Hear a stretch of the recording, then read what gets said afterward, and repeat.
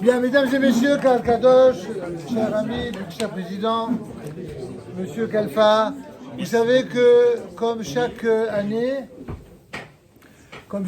nous avons le bonheur de nous retrouver pour cette magnifique fête de Tou Bishvat, qui nous donne l'occasion d'abord de rappeler toute l'affection, l'estime, mais aussi la reconnaissance que nous avons pour tous ceux qui était là déjà il y a 30 ans lors de la création de notre communauté. Et l'un de ceux qui était parmi les premiers, c'était M. Abraham Kalfa. M. Abraham Kalfa, qui est celui pour lequel justement nous avons à cœur, autour de cette séouda de Tou Bishvat, de rappeler sa mémoire. Rappeler sa mémoire d'abord parce que c'est un devoir que nous avons vis-à-vis de ce qu'il était, de sa bonté, de sa générosité pour la communauté, mais aussi parce que ses enfants, et représentés pour une partie d'entre eux par les petits-enfants également, eh bien, ont toujours eu à cœur de célébrer de la plus belle façon qui soit la mémoire de leur père, c'est-à-dire par une séouda de mitzvah, par des divrei Torah, et il se trouve que les circonstances historiques moins heureuses encore ont fait que ce jour de Tou Bishvat n'est pas que le jour anniversaire de la disparition de M. Kalfa, mais aussi le jour anniversaire de la disparition d'un personnage qui a ébranlé la vie de beaucoup de juifs en France. Il s'agit de Ilan Halimi, puisque Ilan Halimi a été également enterré ce jour de Tou Bishvat.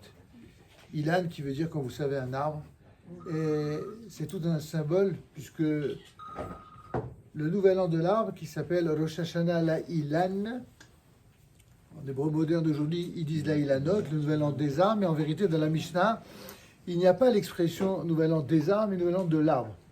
Comme si il y avait une invitation à un rappel fondamental, celui qui consiste à se souvenir qu'il y a eu un arbre premier, un arbre primordial, qui était celui de la connaissance du bien et du mal, celui à partir duquel tout était possible. Il y a eu depuis ce jour-là toutes les manifestations de bien et de mal qui se sont produites dans le monde et qui n'ont jamais cessé de nous accompagner. Et donc, pour essayer d'être bref, je vais essayer de faire un lien inhabituel entre la fête de Tou Bishvat et une autre fête que vous connaissez, mais dont en général on ne fait aucun lien, que je vais essayer de faire ce soir, c'est celui de Tou B'Av. Vous savez que le 15 du mois de Av, traditionnellement, c'est le jour où, autrefois, il y avait une grande fête et où toutes les jeunes filles allaient dans les champs et où il y avait la mode du chidour n'était pas encore ce qu'elle est aujourd'hui. Et donc les jeunes filles se faisaient belles, allaient dans les champs et les jeunes gens allaient d'une manière très pudique, mais le plus officiellement du monde, les courtiser en tout bien tout honneur, pour rappeler précisément que lorsqu'un homme et une femme se rencontrent, d'après la tradition juive, c'est pour se marier et pas pour s'amuser,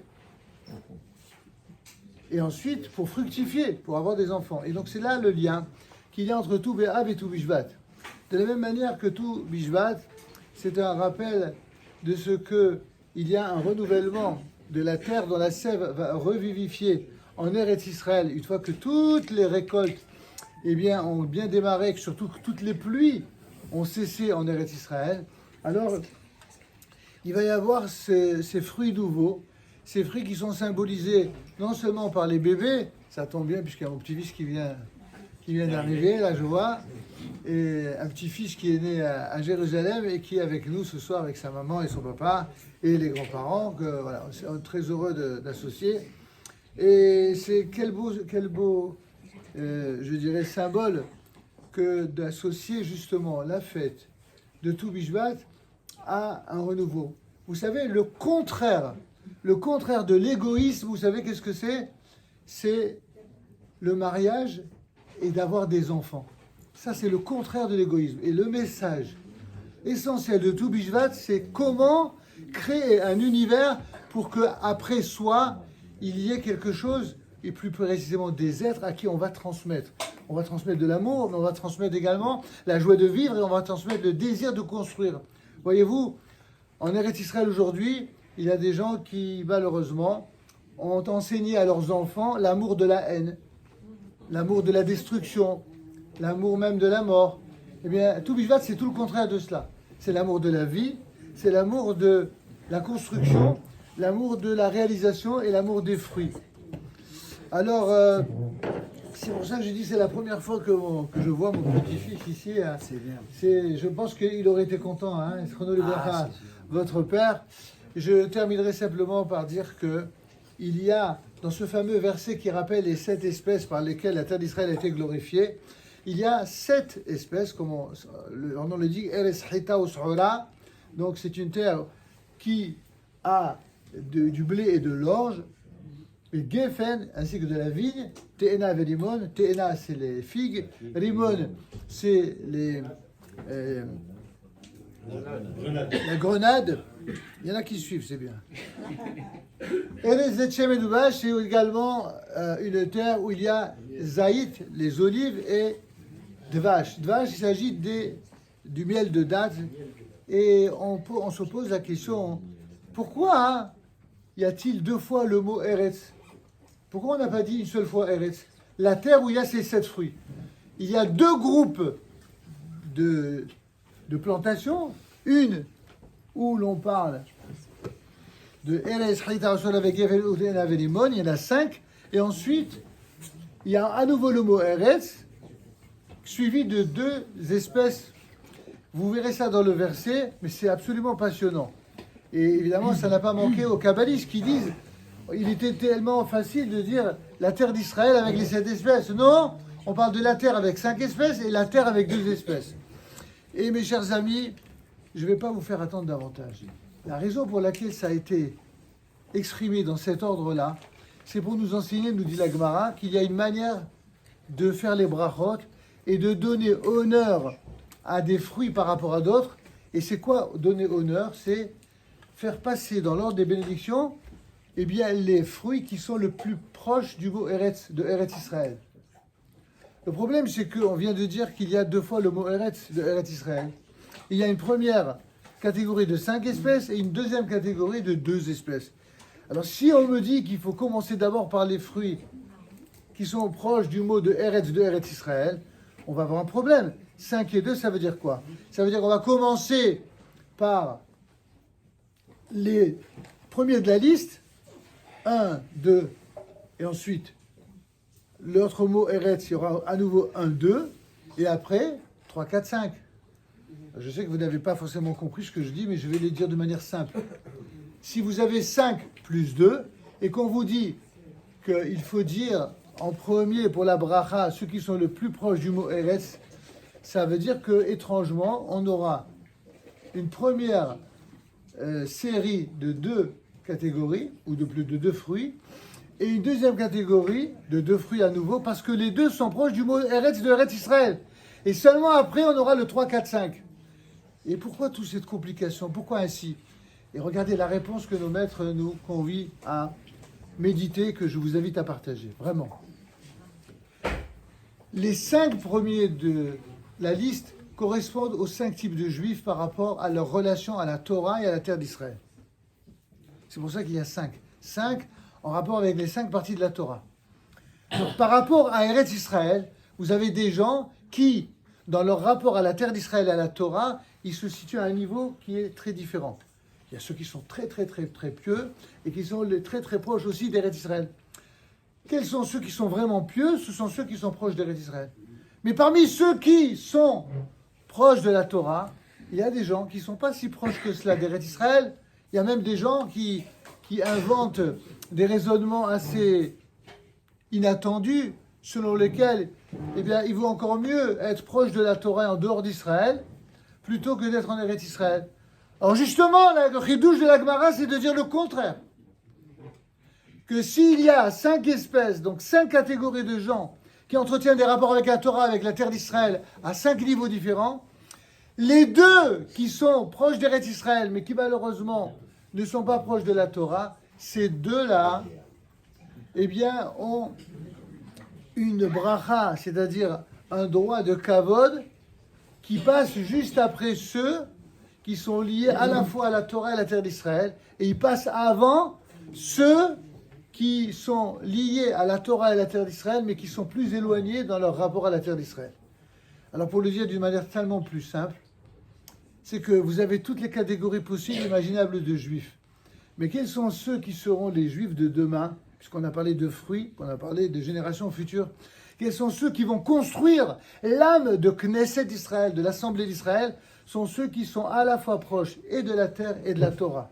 Et si quelqu'un est proche de la Torah mais pas proche de la terre, ou même s'il est proche de la terre d'Israël et pas proche de la Torah, apparemment il est manquant. Alors le Rav Kook vient nous enseigner, ils seront manquants tous les deux. Mais le plus manquant des deux, ça n'est pas celui qui est proche de la Torah et loin d'Eretz Israël, c'est le contraire. C'est celui qui, bien que pour l'instant, il est loin de la Torah, il est proche d'Eretz Israël. Évidemment, la conclusion, c'est que comment peut-on déduire cela de la place du mot dans le verset? Comment est-ce possible? La réponse, elle est par rapport à l'avenir. C'est ce que je vous disais tout à l'heure. Vous avez beaucoup de juifs aujourd'hui qui ont l'air d'être très, malheureusement, pour des raisons idéologiques, très opposés à la Torah. Sachez que ces gens-là qui sont comme ça aujourd'hui, ils vont avoir des enfants, ils vont avoir des petits-enfants. Leurs enfants et leurs petits-enfants renieront leurs propres parents. Parce que la terre d'Israël va les rapprocher de Dieu. C'est la terre d'Israël qui a la capacité de rapprocher Dieu de chacun des membres du peuple d'Israël. Même si, évidemment, cela prend parfois plus de temps chez les uns ou chez les autres. Il y a parfois des gens qui vivent en Eretz Israël et qui, pour diverses raisons de bonne foi, eh bien, ne sont plus en Eretz Israël pour diverses raisons. Mais si ils ont dans leur cœur et dans leur âme un attachement aussi grand à la Torah et à la terre d'Israël, c'est évident qu'ils retourneront en Eretz Israël et que la bracha leur reviendra avec. Amen. Parce que c'est exactement cela, l'objectif, et c'est pour ça que nous faisons les brachot le soir de Tou Bishvat, que Dieu fasse que ces quelques brachot soient bien entendu pour honorer notre amour de la Torah et de la terre d'Israël, pour honorer la mémoire de votre papa, Zeres Salibracha, un homme exceptionnel et hors du commun en ce qui concerne l'amour qu'il avait pour la communauté, et puis surtout qu'il soit exactement, que cette assemblée soit à l'image du message qu'on a essayé de partager. C'est-à-dire que tout ce que chacun d'entre nous est amené à faire dans sa vie, c'est de tout faire pour inciter le plus possible son entourage, ses amis et plus encore ses enfants à s'approcher le plus possible et de la Torah et de la terre d'Israël, en sachant qu'en agissant ainsi, c'est pas simplement une bracha que vous souhaitez à vos enfants, mais c'est une bracha à l'humanité tout entière. Car l'humanité d'Israël, sans la place du peuple juif sur sa terre, elle est foutue. Regardez dans quel état l'humanité est aujourd'hui. Ce qui est devenu la famille, ce que sont devenus les couples. Je ne parle même pas de ceux qui ne savent même plus s'ils sont un homme ou s'ils sont une femme. Tout ça, c'est la conséquence directe de cet enseignement de la haine de ce que le peuple d'Israël a reçu depuis le mont Sinaï. À force de haïr ce peuple, à force de haïr cette Torah, à force de haïr son Dieu, ça a donné des catastrophes comme celle qu'on a connue tout récemment le 7 octobre. Et Dieu, s'il a laissé faire ce genre de monstruosité, c'est pour que l'on comprenne, pour ceux qui veulent bien comprendre, ce que le monde devient et les monstruosités qu'il peut générer lorsqu'il refuse tout simplement ce que doit être le peuple d'Israël, non seulement vis-à-vis de son peuple, encore une fois, mais vis-à-vis de l'ensemble des nations. Que Akadosh Baruch Hu vous protège, vous bénisse et qu'il vous donne les meilleurs fruits, les meilleures nouvelles. Et je terminerai juste par une prière. C'est que Akadosh Baruch Hu protège tout notre peuple, où qu'il se trouve, qui protège nos soldats qui, au moment même où nous parlons, se battent sur tous les fronts, à Gaza, dans le sud, au nord, au Liban. Et nous avons nos enfants, nous avons des élèves, nous avons beaucoup de gens, des anciens d'ici, qui sont là-bas sur place. Que Dieu les protège et les bénisse, qu'il les ramène vivants à leur famille. On a évidemment une pensée pour les fameux otages, que Dieu fasse le miracle de pouvoir, si le miracle est encore possible, de les ramener. Mais surtout, mes amis, surtout, pour ne jamais tomber dans cette erreur aveugle, cessez de penser que la vie des otages est plus importante que la vie des soldats. Ça, c'est un message qui est contraire à la Torah. ceux qui se battent et qui abandonnent femmes et enfants pour protéger l'ensemble de la nation, ceux-là, ils valent au moins autant, sinon bien plus encore, que le plus grand des otages. N'inversez pas, ne tombez pas dans ce piège absolument aveugle et stupide dans lequel on vous fait tomber. Évidemment que nous prions pour le retour des otages, on prie ça tous les jours pour cela, mais on prie encore plus pour que Dieu protège nos soldats et qu'ils reviennent en vie à leur famille. Amen. טוב שמשמן טוב ירחמני וישמר השם הטוב כבוד רבי אברהם חלפה בן ניסים שנפטר לבית עולמו אנחנו בגן עדן שנפטר כרמזי וגם נפש ורשם הטוב אילן חלימי שנהרג על קידוש השם הקדוש ברוך הוא ינקום את דמו רוח אנחנו בגן רחמוני וכדכתיב בשביל וכל שבי נאמר אנתן נפשם שבגן עדן אמן כן יהיה רצון. S'il vous plaît, prenez sans plus tarder, vous commencez par faire la bracha de Mezonot. Vous avez devant vous, le traiteur a préparé pour chacun d'entre vous une assiette. Je vous invite à la prendre. Pour Hita ou Shora, pour le blé, pour l'orge, pour le blé, vous avez les gâteaux. Et l'orge, vous l'avez dans la petite coupe, là, vous voyez? Voilà, commencez par la bracha de Mezonot. Baruch, allez-y. Baruch, Ata, Adonai, Eloheinu, Melech HaOlam, Boré Mine Mezonot.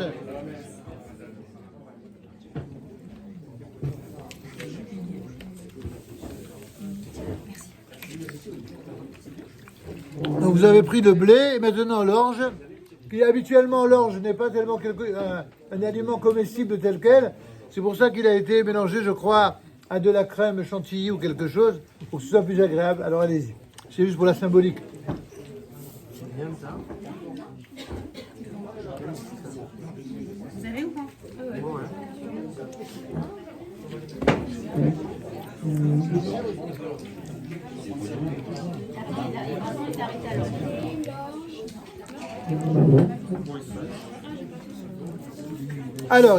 Alors Geffen, parce que c'est un statut particulier dans l'ordre des bénédictions. Vous avez du vin là-bas. Si vous voulez pas apporter une bouteille bémouchée. Demandez-leur parce que je ne l'ai pas sur place.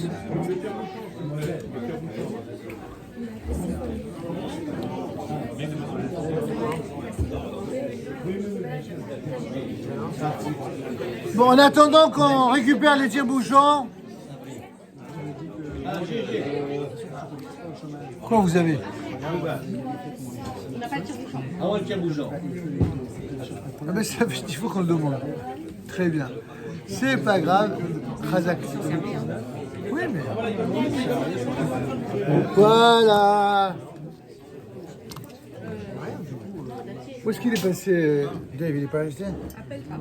Hein? J'ai pas les mots.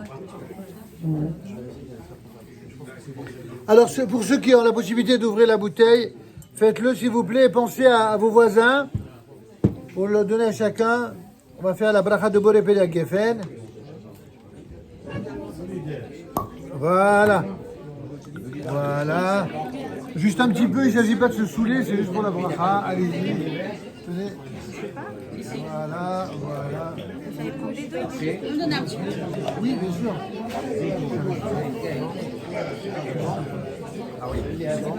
Voilà, voilà.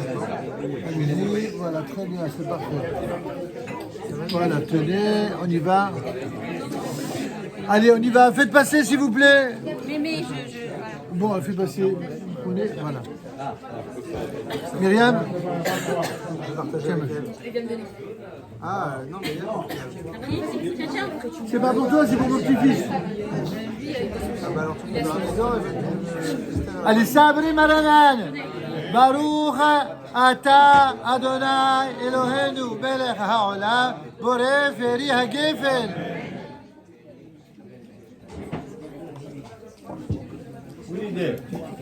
Je sais pas où il est passé. Voilà, c'est pas comme ça. Bon. Mezonot Geffen, prenez un Haretz.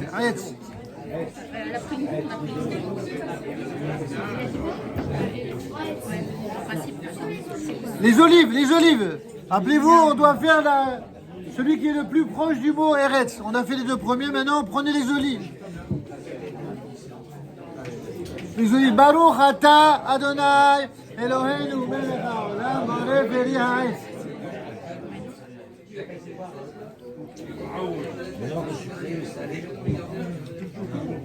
Halloween. Pas grave. On fait pareil dans le restaurant. On fait les brachot et puis ensuite, Baruch haba. Et ensuite, vous mangerez évidemment de tout, mes amis. Alors, avant Adama, on a fait le Eitz. Juste après les olives, qu'est-ce qu'il y a? Les dates. Ouvrez bien les dates, s'il vous plaît, afin de vérifier qu'il n'y ait pas de locataire à l'intérieur. Voilà. On a déjà fait. On a déjà fait bon les finances. Voilà. Voilà pour les dates, allez-y. C'est bon. C'est loin.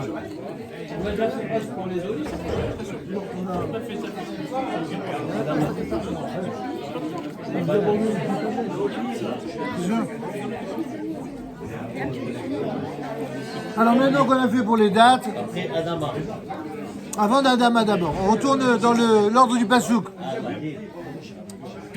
Téhéna. Téhéna, c'est les figues. Les figues, c'est comme pour les dates, il faut bien contrôler qu'il n'y ait pas de petites bestioles à l'intérieur. Regardez bien, ouvrez-le. Voilà. D'accord? Vous voyez? Vous avez déjà fait la bracha de Boripélaès, donc vous pouvez la manger directement.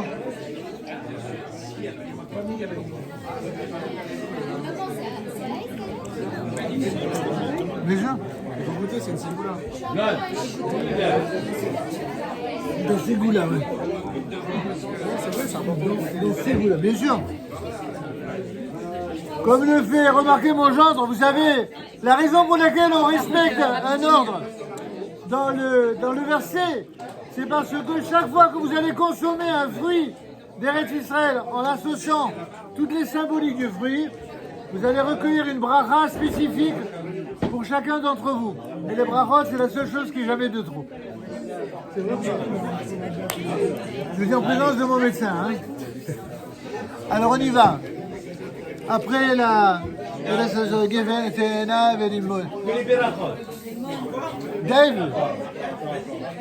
Dave. Pourquoi tu es parti? Pourquoi tu es parti? Hein? Qu'est-ce qu'il y a? Viens. Et ensuite vous avez les rimon, c'est-à-dire les grains de grenade. Le Talmud nous dit Afil orekanin chez Israël, mais les missos rimon.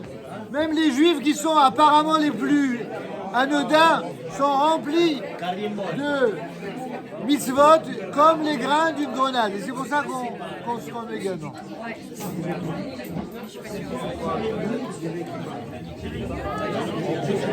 Voilà, c'est à Aix aussi ou à Adama? Non, mais ça fait longtemps que Israël. Un jour comme ça, un jour comme ça. Sven,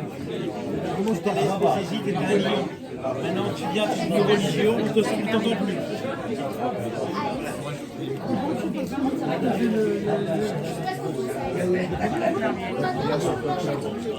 Bon, d'accord. Alors, mes amis, avant de passer au buffet, d'abord encore une fois merci à la famille Kalfa. Vous allez terminer par la bracha de Adama, puisqu'on a fait toutes les brachot, Mezonot, Gefet, Etz, Adama. Alors, Adama, qu'est-ce qu'il y a à Adama? La fraise. Ouais, on va prendre la fraise. Voilà. En plus, c'est des fraises qui ont été nettoyées, donc nickel. Allez-y, prenez, servez-vous. Baruch ata Adonai Eloheinu melech haolam borei veri Adama. Le goût de la fraise. Tiens, je vais te donner.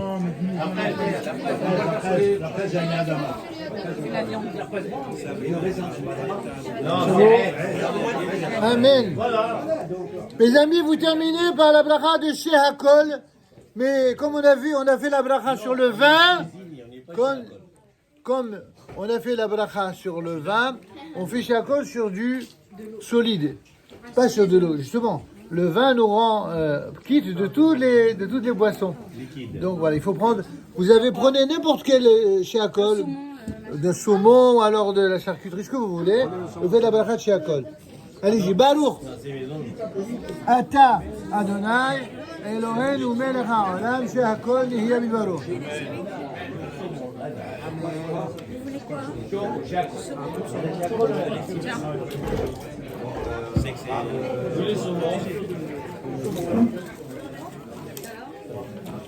Le son. Voilà.